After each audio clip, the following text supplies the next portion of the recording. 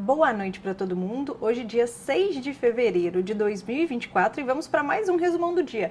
Eu aposto, minha gente, que muita gente está aqui para entender os 3 leilões que o índice entrou no dia de hoje. Acho que foram 3, né? 3.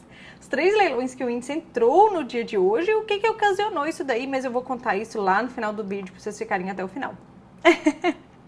Apesar de que vocês ficam até o final, eu fico muito orgulhosa de saber que muitas pessoas se interessam genuinamente pelo que é falado aqui sobre mercados, política, geopolítica, economia, etc. Bom, de antemão, deixem o like no vídeo e, sem mais delongas, vamos falar de mercados, né, minha gente? Depois coloquem nos comentários para mim aqui, quem quiser, obviamente, de onde vocês me conheceram. Tá? Se foi pelo Instagram e vieram para o YouTube, se foi pelo TikTok e vieram para o YouTube, ou se foi pelo próprio YouTube. E para quem não me segue nessas duas redes, tanto no Instagram quanto no TikTok, eu tô por lá, me segue lá, @fe_heime. E eu vejo vocês lá. Agora vamos falar de mercados. Bom, vamos lá, minha gente. As bolsas da Ásia, elas fecharam mistas, tá? Mas eu vou destacar aqui para vocês, principalmente as bolsas da China, que elas fecham com 3% de alta, a bolsa de Xangai, Shenzhen Composto com 6% de alta, apesar de ser uma bolsa mais volátil, e o Hang Seng com 4% de alta, tá? O que aconteceu? O próprio Xi Jinping, o presidente da China, ele foi até o órgão regulador e ordenou que o órgão regulador ele fosse mais incisivo com os institucionais por lá, para que eles pudessem recomprar as ações e controlar aí a crise do mercado de ações que tem por lá. Lembra ontem que eu comentei com vocês que mais de 30% dos índices por lá, eles chegaram a viver aí, né, um circuit break na madrugada de anteontem para ontem?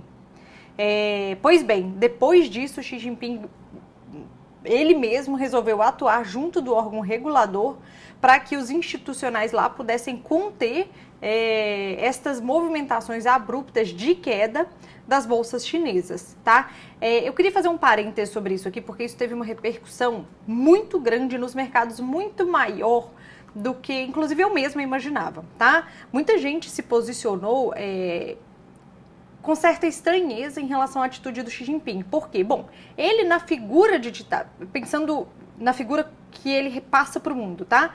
Ele na figura de ditador, teoricamente, ele se rebaixou até o órgão regulador, ele mesmo, para que alguma medida fosse tomada para controlar a volatilidade do mercado de ações por lá.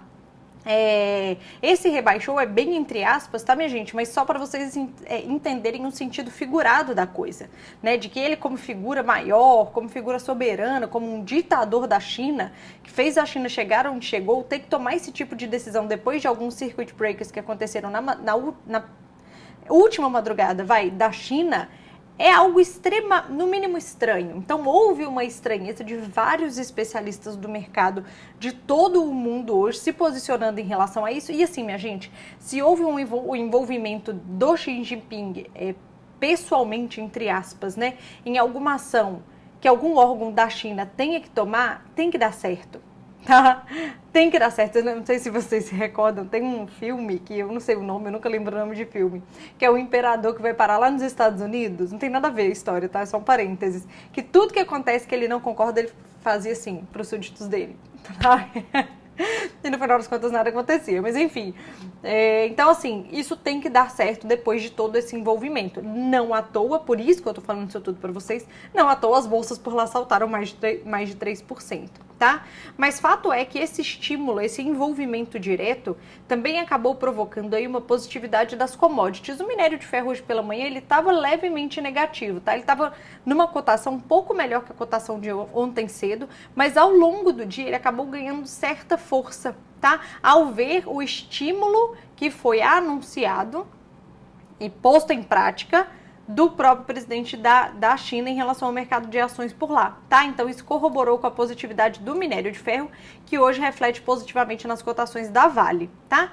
Quando a gente olha para petróleo, minha gente, o petróleo hoje está positivo, apesar de um possível acordo de paz estar num avanço significativo entre o grupo terrorista Hamas e Israel, tá? Algo intermediado aí por parte dos Estados Unidos, tá? E vale lembrar que esse acordo de paz, ele traz alívios aí para a cotação do petróleo, que teve bastante volatilidade desde que o conflito começou. Apesar de já ter perdido bastante força na própria semana passada, isso de certa forma já está no preço. Mas de qualquer forma, hoje, com os avanços aí das notícias relacionadas a um possível acordo de paz, de fato, assim, promissor, a gente ainda assim tem petróleo no positivo no dia de hoje. Ok? Bom, quando a gente vem para as bolsas da Europa, as bolsas da Europa estão extremamente positivas. Com esse olhar de positividade em relação a esse estímulo da China. 2, com relação a balanços que têm saído por lá. Hoje saiu o balanço de uma petrolífera lá de Londres, chamada BP. E esse balanço surpreendeu positivamente muito ao mercado, tá? E isso se refletiu em todas as empresas deste mesmo setor dentro da Europa, tanto que o setor que mais subiu no dia de hoje lá na Europa foi o setor de gás e óleo. E isso também corrobora para a positividade da nossa Petrobras. Tudo bem que nós temos um petróleo positivo no dia de hoje, mas na medida em que balanços no mundo são divulgados, é claro que empresas brasileiras que ainda não soltaram seus balanços serão comparadas com os balanços que já foram divulgados. Então, criou-se uma expectativa, inclusive, para o balanço da Petrobras depois da divulgação desse balanço, porque são pares que trabalham aí no mesmo negócio no mundo, né? Então, essa positividade, inclusive, fez essa empresa na Bolsa de Londres subir mais de 6% no dia de hoje. Vale lembrar que, ao mesmo tempo, foi divulgado o balanço da UBS, o banco. E ele não surpreendeu tanto, na verdade o mercado não gostou tanto, e a UBS chegou a cair 4% no dia de hoje, mas de qualquer forma isso não contaminou a positividade das ações da Europa, ok? Que acabaram fechando bem positivas aí, e os Estados Unidos não minou a alegria das bolsas da Europa, ok? Por isso que elas estão no positivo. Não tivemos nenhum indicador relevante por lá saindo hoje, tá? Bom, quando a gente vem para as bolsas dos Estados Unidos, as bolsas dos Estados Unidos agora estão no positivo, tá? Hoje, na falta de novas notícias, novos indicadores econômicos, lá nos Estados Unidos, o mercado se acalmou, tá? Recuperando parte das quedas de ontem. Então, os juros dos Estados Unidos, eles se acalmam um pouco, vale lembrar que eles permanecem em patamares altos. Ontem, os juros de 10 anos lá dos Estados Unidos subiu mais de 3%. Tá? Então, assim, ele não devolve toda a queda de ontem, mas eles devolvem parte da queda de ontem, tá? E nesse alívio dos juros dos Estados Unidos, a gente tem aí as bolsas surfando uma certa positividade, mas vê-se que ainda assim existe cautela nessa positividade, tá? Hoje nós tivemos falas de membros do Banco Central americano que seguiram a mesma linha de discurso do que tem sido falado por todos os membros, inclusive o presidente do Banco Central americano, Jerome Powell. Tá? Hoje teve a fala da Master e ela sinalizou que a inflação está em curso de queda para o atingimento da meta, mas que eles não precisam ter pressa para esse corte, porque né, eles ainda precisam de mais evidências. E um ponto interessante que eu até anotei para vocês aqui é que ela traz aí o ponto dos bancos regionais. Ela fala, estresses podem ressurgir para bancos que não diversificaram suas fontes de depósito. E aí ela fala um pouco de pequenos bancos lá dos Estados Unidos nesse momento da fala dela, tá? Então eu tô trazendo isso aqui à tona. Inclusive, minha gente, quando eu fui ver o vídeo de ontem, eu deixei isso separado aqui pra vocês, eu vi que eu não passei pelo slows, que eu me comprometi a passar com vocês aqui, pra quem não conhece o relatório, minimamente conhecer. Eu vou mostrar pra vocês aqui rapidamente, só pra vocês terem no radar que ontem não fez preço, eu vou explicar o porquê, mas como é um relatório trimestral e esse assunto de banco tem surgido daqui, tem surgido dali, há quem diga que a crise bancária já começou, tá? Há quem diga que não, aí depende se você é muito pessimista ou muito otimista. Mas fato é que nós vamos passar rapidamente por esse relatório que foi divulgado no dia de ontem para vocês ao menos conhecê-lo. E eu deixei separado aqui justamente para a gente falar sobre isso, tá? Então aqui eu tô no site oficial do relatório, tá? Ele é um relatório divulgado pelo Fed e esse daqui já é o de janeiro, tá? Bom, esse relatório ele vai trazer um monte de tabelas, dá pra ver, né? Esse relatório vai trazer um monte de tabelas, como eu já tinha explicado pra vocês no vídeo de domingo. O que acontece? Esse indicador, esse relatório, ele busca entender se os bancos estão dificultando ou facilitando o crédito. Basicamente, se eles estiverem dificultando o crédito para empréstimos imobiliários, empréstimos comerciais, industriais e etc., cartão de crédito e etc., se eles estão dificultando, significa que eles veem algum problema no radar. E aí, a investigação precisa ser mais a fundo, tá? Agora, se eles não estão dificultando, ou muito pelo contrário, estão facilitando, porque vale lembrar, minha gente, que crédito para uma economia é uma força motriz extremamente necessária, essencial e sensível para a gente entender a saúde de uma economia. Uma economia que não tem crédito, ela não cresce. Tá? Ou ela cresce muito pouco, ela cresce muito lentamente. Então, o crédito, ele é um indicador de muita sensibilidade para a gente entender como é que está a saúde da economia e para a gente tentar antecipar problemas aí que podem estar por vir. Já, afinal de contas, como os bancos lidam com empresas, com muitas pessoas físicas, com muito dinheiro e etc., eles trazem essa sensibilidade de como a economia de um país está. Ok? Dito isto, esse relatório, como vocês podem ver aqui, são várias tabelinhas em que os bancos responderam a vários questionários. Então, por exemplo, nessa primeira tabelinha aqui, só para vocês entenderem a leitura do relatório, nessa primeira tabelinha aqui, os bancos tiveram que responder como é que estão os padrões de empréstimos para grandes empresas. Aí eles podem responder assim, olha, basicamente não mudou, ó, a gente apertou os padrões de crédito para grandes empresas ou a gente facilitou, tá? Então vamos lá, de 62 bancos que responderam a esse questionário, 85% disse que praticamente não houve alteração na forma, nos padrões de empréstimos aí para grandes empresas. Tá? Então, praticamente ninguém alterou nesse aspecto. Bom, se a gente continua descendo na tabela aqui, aí a pergunta é, tá, e para pequenas empresas? Né? E aqui tem um critério de pequenas empresas por lá. De novo, 80% responde que praticamente não teve alteração, tá? Continuando aqui, e quando eles perguntam assim, olha, especificamente para empréstimos de C&I, Commercial and Industrial, tá? Para empréstimos comerciais e industriais. Aí eles perguntam assim, e o tamanho dos empréstimos, né? O tamanho máximo dos empréstimos para large and middle market firms, né? Para as empresas maiores. E aí vamos lá, 80% dos bancos responde não teve alteração. Aí ele fala, não, tudo bem, e o prazo de empréstimo, né? O tempo de empréstimo que vocês fizeram? Aí 93% falou, não houve alteração. Aí os custos das linhas de crédito, 77% respondeu, basicamente não teve alteração. Em relação ao último relatório que foi há 3 meses atrás, tá? Aí os spreads dos empréstimos, vale lembrar que quanto mais apertado o empréstimo, né? Aqui tem até explicação. Na verdade, quanto maior o spread, né, que eles colocam aí, mais apertada é a condição de crédito, e quanto mais frouxa, né, mais os spreads, mais facilitado foi os empréstimos. Então, aqui, de novo, quase 60% não teve alteração. Então, assim, minha gente, são várias tabelas, eu não vou passar por todas aqui, são várias perguntas em que os bancos respondem, tá? E que se vocês navegarem por esse relatório que foi divulgado no dia de ontem, praticamente todas, se não todas as perguntas, responderam que não houve alteração. Então, especificamente no relatório de ontem, não houve preocupação em relação ao setor bancário por lá. E este relatório aqui não trouxe volatilidade nos mercados, tá? Então, eu fiquei devendo essa informação para vocês ontem aqui, mas agora vocês já sabem interpretar este relatório. Daqui a 3 meses ele sai de novo. E agora vocês já sabem interpretar isso daqui, tá? Se tiver dúvida, depois vocês me perguntam. Bom, mas voltando agora para o dia de hoje. Então, nós não tivemos indicadores, praticamente nenhum indicador nos Estados Unidos, que pudesse aliviar ou estressar os mercados, que pudesse modificar a expectativa dos mercados em relação ao corte de juros por lá, que agora está para maio. Tá? Praticamente é unânime que não vai ter corte de juros em março, depois do balde de água fria que primeiro os Fed Boys deram, depois o Jerome Powell na decisão de política monetária da semana passada também deu. Então isso manteve as bolsas no positivo por lá e um certo alívio nos juros, tá? Bom, dito isso, deixa eu ver se faltou alguma coisa dos Estados Unidos, não.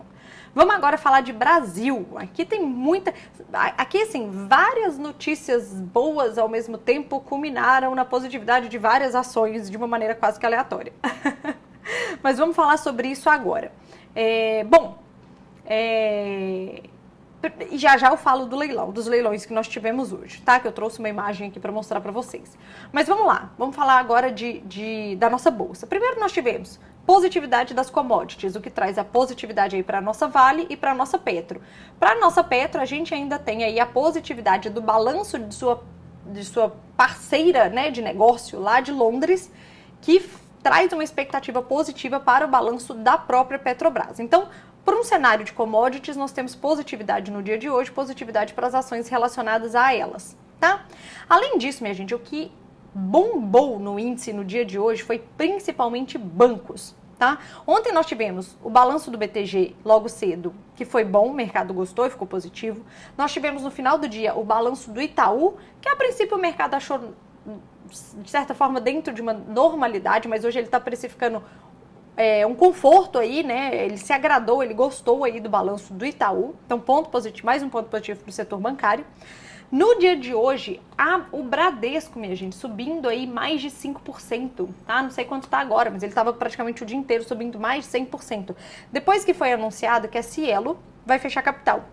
O que acontece? As duas maiores controladoras da Cielo é Bradesco e o Banco do Brasil. E na visão do mercado, esta movimentação da Cielo será muito positiva para esses dois bancos e muito, muito, muito mais positiva para o Bradesco.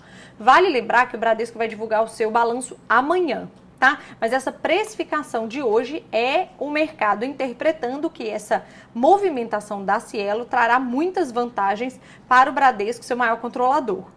Tá? Então, de um modo geral, a gente teve notícias positivas de vários aspectos na nossa bolsa que tem um peso relevante. Basicamente, a nossa bolsa é commodities, petróleo, minério de ferro e o setor financeiro, o setor bancário. E todas elas receberam notícias positivas no dia de hoje, que fez a nossa bolsa ficar bastante positiva. Somado ao alívio de juros dos Estados Unidos no dia de hoje, né? Eles não jogaram um balde de água fria por aqui, né? Que acabou aí precificando um alívio nas bolsas e uma negatividade no dólar. Vale lembrar que o dólar está negativo no dia de hoje, permaneceu no campo negativo, tá? Tanto na cesta DXY quanto na maioria dos emergentes.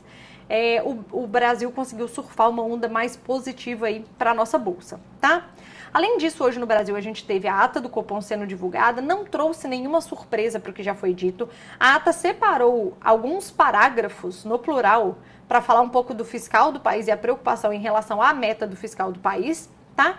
E numa outra janela, aí a ata se dedicou a falar muito dos riscos externos, né, dos países emergentes, mantendo os juros altos por mais tempo e etc. E em relação ao Brasil, também mencionou muito a correlação que o Banco Central brasileiro entende entre o mercado de trabalho apertado e a inflação de serviços, tá? Os ajustes salariais acima da inflação e a inflação de serviços. Então, ele faz uma correlação muito com todos os indicadores relacionados ao mercado de trabalho que estão vindo muito bons aqui no Brasil também, não é uma coisa só dos Estados Unidos aqui também, e que isso impacta diretamente na inflação de serviços. Inflação esta que, inclusive, surpreendeu para cima no último dado, tá? No dado, inclusive, de dezembro. Vale lembrar que essa semana a gente tem a divulgação desse indicador de novo. Mas, de qualquer forma, minha gente, a ata não trouxe nada que pudesse minar aí a positividade da nossa bolsa, tá? Foi basicamente o que já foi dito de uma maneira mais extensa, ok? Bom, dito isso, deixa eu ver se eu esqueci mais alguma coisa. Sim, em relação a Brasília, a reunião que os parlamentares, os líderes, né, da Câmara teriam com Fernando Haddad hoje para discutir a reoneração, né, o projeto de reoneração da folha de pagamento e etc. A reunião foi adiada. Depois de uma fala do Arthur Lira, que é o presidente da Câmara, no dia de ontem, dando uma cutucada aí no governo em relação principalmente ao corte de 5 bi e um pouco mais de 5 bi de emendas parlamentares para esse ano para eles. Tá, mas de qualquer forma, esse burburinho e esse ruído não fizeram preço no mercado, tá? E o adiamento da reunião de hoje, que foi jogado para depois do carnaval, postergou, né, qualquer volatilidade aí relacionada a esse tema, pelo menos para o dia de hoje, tá? E provavelmente para os próximos dias que antecedem o carnaval, ok? E por fim, minha gente, vamos falar do leilão de hoje. Eu trouxe aqui para vocês um comunicado. Deixa eu ficar com o mouse parado. Eu trouxe aqui para vocês o comunicado da própria B3, que foi mandado para algumas corretoras, enfim, para algumas pessoas que se propuseram a questionar o que houve, tá? Na verdade, eles respondem o seguinte: verificamos que, por razões de ordem técnica, o preço de referência dos contratos futuros do Ibovespa deixou de ser atualizado por aproximadamente 10 minutos, resultando no disparo indevido de leilões. tá? Reforçamos que o gap foi contornado e que a negociação está ocorrendo normalmente. Ou seja, a bolsa entrou em leilão porque ela subiu. Não, porque ela subiu demais, porque ela subiu muito rápido. Não, minha gente, não. Tem uma expressão técnica da B3 que chama túnel de negociações, em que eles parametrizam, não só da B3, tá? Nas bolsas do mundo inteiro, em que eles parametrizam algumas regras mínimas para a movimentação saudável daquele ativo e qualquer coisa fora desses parâmetros mínimos, aquele ativo entra em leilão como forma de proteção do ativo. Um desses parâmetros é justamente o preço, tá? Ele pode falar assim, olha, vamos supor que o preço do ativo é 100. Olha, esse preço, numa janela X de tempo, ele pode oscilar tanto para cima ou tanto para baixo. Vamos supor, se o valor do ativo é 100, ele pode oscilar até 102 e até 98. Isso aqui é um exemplo hipotético. Qualquer oscilação fora disso, nessa janela de tempo, coloca o ativo em leilão para que não haja distorção dos preços ou manipulação dos preços. É uma forma de segurança que as bolsas têm. Existem outras regras para setar esse túnel de negociação. Pode ser por preço, pode ser por variação percentual, pode ser por volume negociado, tem vários fatores, tá? Acontece que quando a B3 fala que por 10 minutos houve uma falha na atualização desse preço, a referência ficou uma e a movimentação do ativo ficou outra. E aí ficou muito fácil que o mercado, que a B3 entendesse que o índice estava fora do túnel de negociação e ativasse um gatilho de leilão. Entenderam o que eu quis dizer? Então, assim, na verdade foi uma falha técnica da nossa B3 aqui. Única e exclusivamente isto. Os leilões foram por causa disso. Não tem nada a ver com porque a bolsa subiu um monte. Não foi isso, tá? Houve uma falha da atualização dos parâmetros do túnel de negociação. Se você não entende túnel de negociação, coloca no Google. Túnel de negociação B3. E aí você vai ver todos os parâmetros, é bem explicadinho lá, que é utilizado aí para colocar um ativo em leilão ou não a título de segurança. Ok?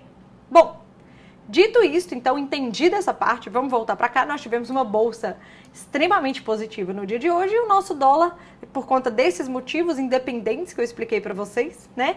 E o nosso dólar aqui no negativo, seguindo a negatividade mundial, dado o alívio que nós tivemos nos Estados Unidos, principalmente em relação aos juros por lá, ok? Bom, para fechar, minha gente, hoje tá tendo um evento de 2 dias que chama CEO Conference do BTG. E aí vão palestrantes por lá, eu escutei praticamente o dia todo, é bem interessante. É de graça, tem amanhã, então acho que vale a pena vocês ouvirem. Nós tivemos, inclusive, a participação do Roberto Campos Neto, que é o presidente do Banco Central brasileiro, o Fernando Haddad, que é o ministro da Fazenda, hoje pela manhã. Eu escutei para ver se traria alguma volatilidade para os mercados, mas de certa forma não trouxe, tá? Mas de qualquer forma é um evento legal, tá? Nesse evento me chamou a atenção que em três momentos diferentes, com palestrantes diferentes, as pessoas trouxeram preocupações em relação ao Shadow Bank, tá? Vale lembrar que o Shadow Bank, ele é um sistema paralelo que funciona no mundo, paralelo ao sistema tradicional bancário, tá? Financeiro, quer dizer, não só bancário, é o sistema tradicional financeiro, existe um sistema paralelo, tá? E que muitos atrelam a crise do subprime de 2008 ao tamanho em que este mercado, este setor paralelo, setor financeiro paralelo se tornou, principalmente nos Estados Unidos. Dizem que na crise do subprime, esse shadow bank, ou esse sistema paralelo, ele já era do tamanho do sistema tradicional dos Estados Unidos. Só que ele é um sistema que não é regulamentado e por isso ele é muito mais alavancado do que o sistema bancário tradicional. Tá? E como eles trouxeram esse ponto, assim, pessoas diferentes, né, assim, gestores diferentes, extremamente respeitados no mercado, inclusive do Brasil, dos Estados Unidos, trouxeram esse tema. Eu trouxe aqui para vocês um link, eu vou deixar ele no comentário do vídeo, explicando bem direitinho como que esse sistema financeiro atua. Até para eu não me delongar no vídeo, esse texto é bem simples de entender, é bem curtinho e eu acho que vale a pena, tá? Vale a pena, não custa nada a gente se preparar antecipadamente ou não, né? Mas conhecimento não vai te atrapalhar em nada. Mas leiam esse artigo aqui explicando isso, porque vai que nas próximas semanas a gente precisa dessa informação. Não é mesmo? Ou ela venha mais à tona mais vezes. Ok? Mas aqui fica só minha dica de leitura para vocês, tá bom? Bom, No mais, é isto. Foi bastante ponto aqui para comentar com vocês, mas espero que tenham entendido as movimentações, espero que tenham entendido o motivador técnico que fez o nosso índice entrar em leilão, as movimentações de destaque como o do Bradesco do dia de hoje, as movimentações dos Estados Unidos, e é isso. Eu vejo vocês no resumão de amanhã. Beijo, tchau.